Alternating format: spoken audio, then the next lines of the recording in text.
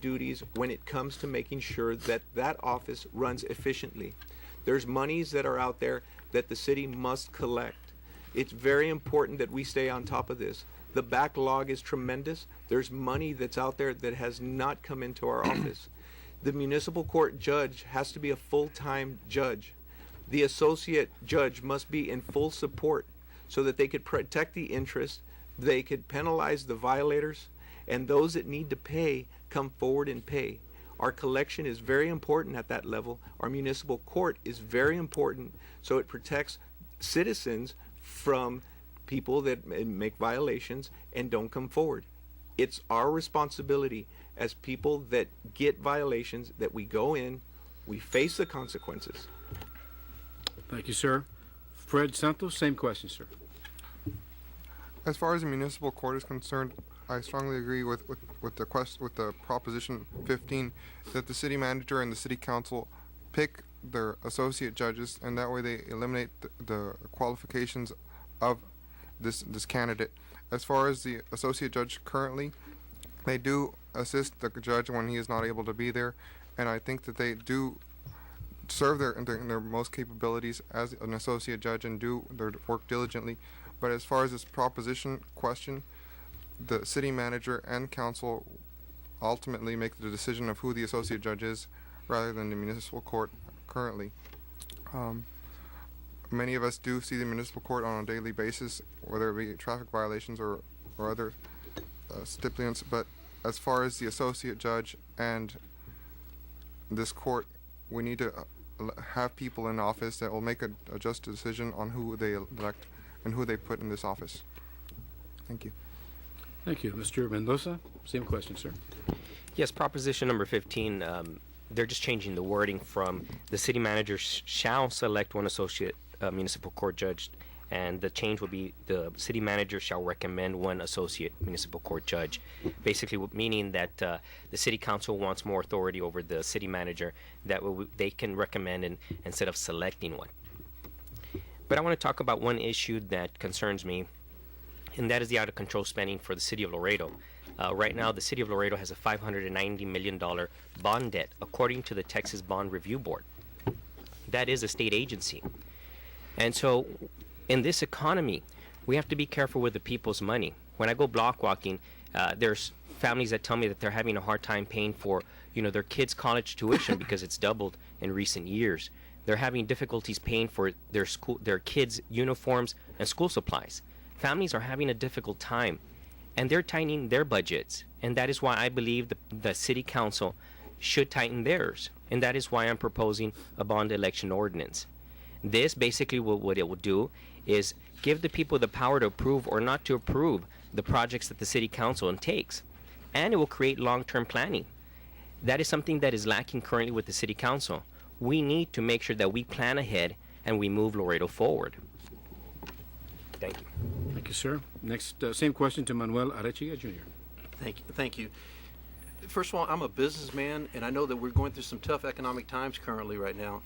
I think it's ridiculous that we're talking about adding an assistant judge to the municipal court judge.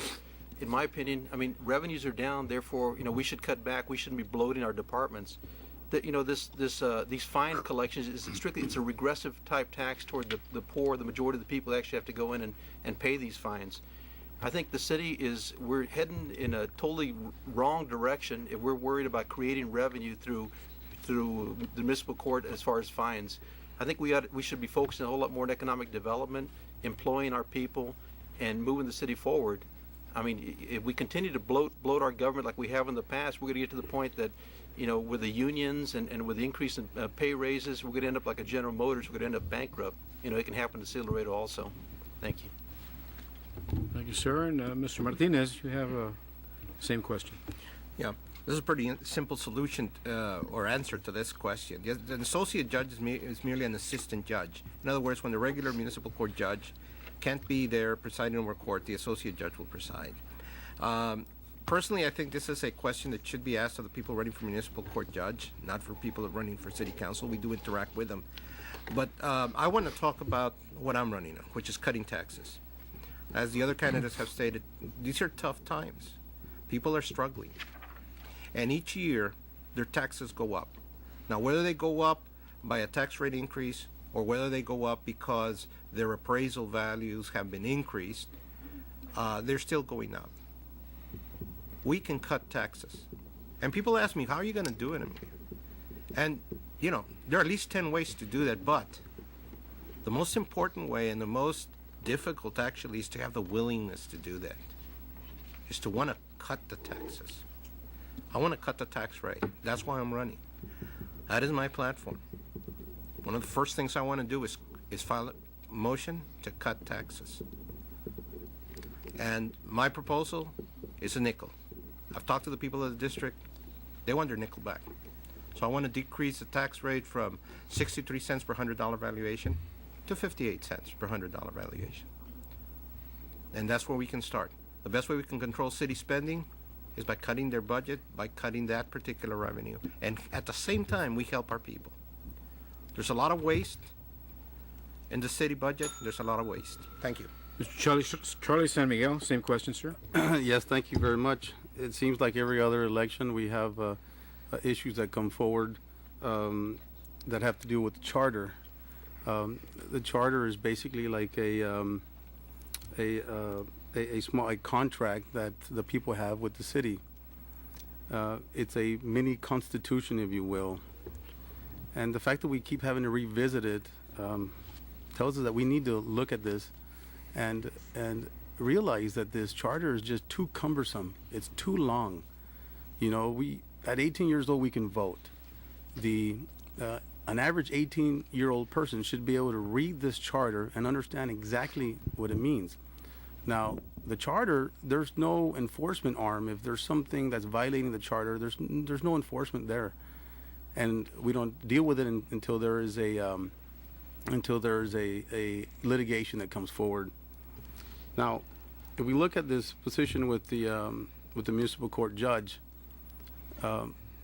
people voted for the municipal court judge. There's a unified voice there, and so it looks like now we're giving again more power to the city manager when the people did not vote for the city manager.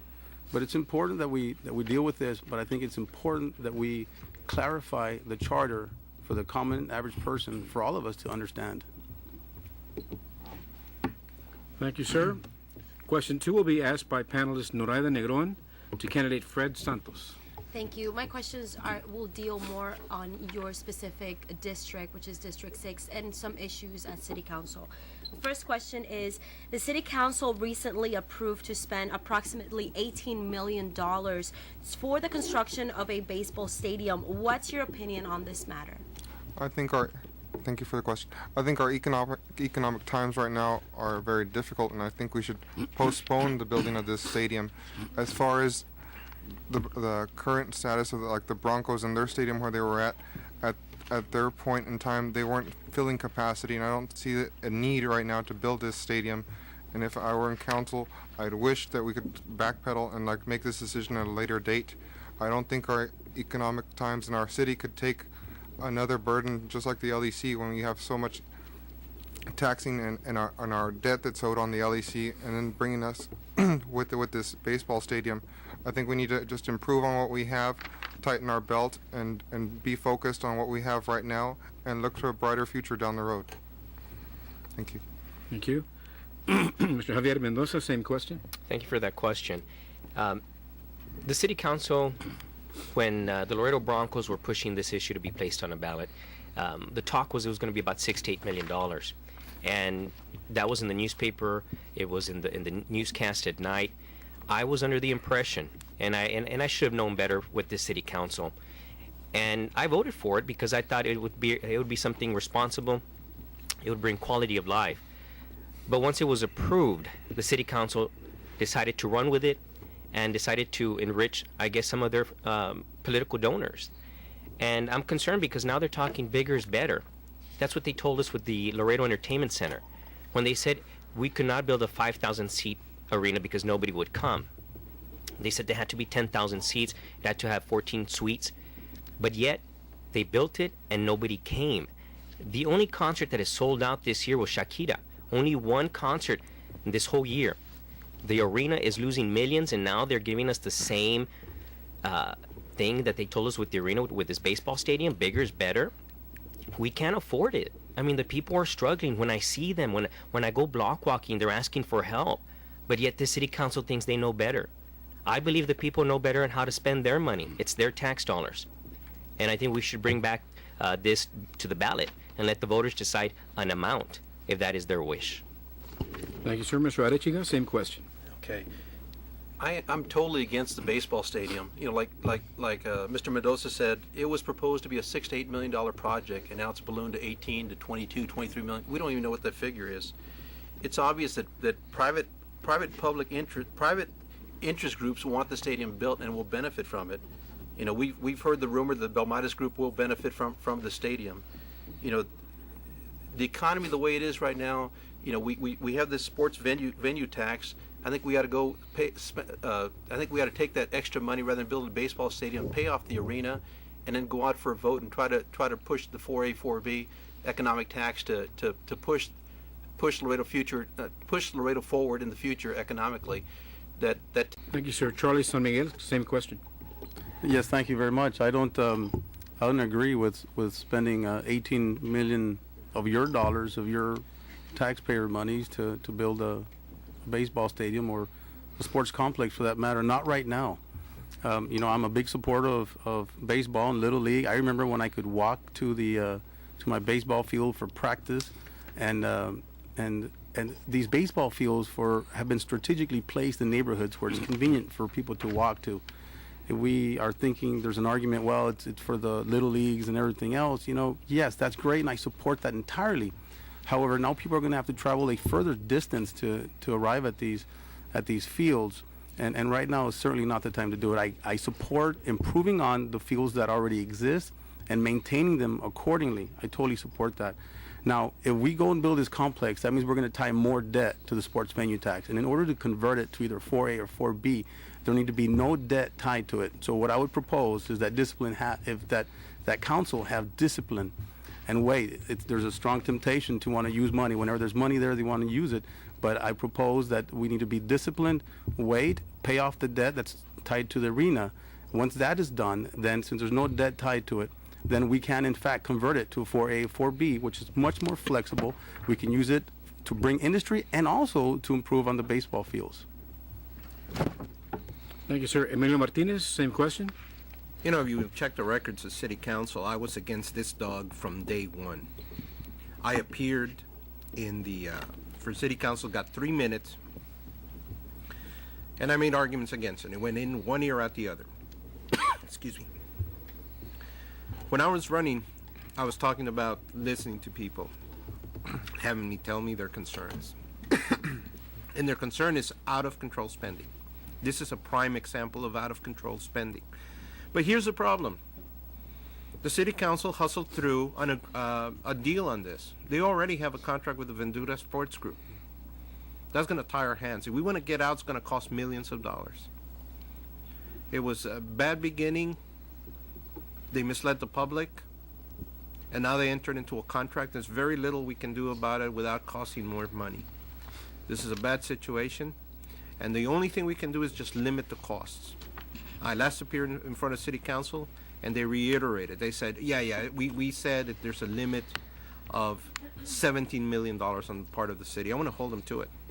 But frankly, if there's holes in that contract they entered into, I'm going to want the city manager to do a lot of explaining to the City Council. But they've tied our hands, and that's going to be a problem we're going to have to deal with. Thank you. Mr. Navarro, same question. Yes, thank you for the question. I'd step up and say, I'm saying right now that I'm for that stadium. I think it's very important that we bring a stadium. The people of this community spoke when there was an election to put the stadium. That being said, the contract has yet to be established. The amount of money, the design plans are yet to be established. This group right here, the person selected still has the opportunity to work on the design. Some people talk about including a water park of some sort into it. They're including other things like the Corpus Christi facility. There are opportunities to work on this contract and make sure it's right for Laredo by combining 2 or 3 things that you could do with that stadium. Laredo has always had to go out of town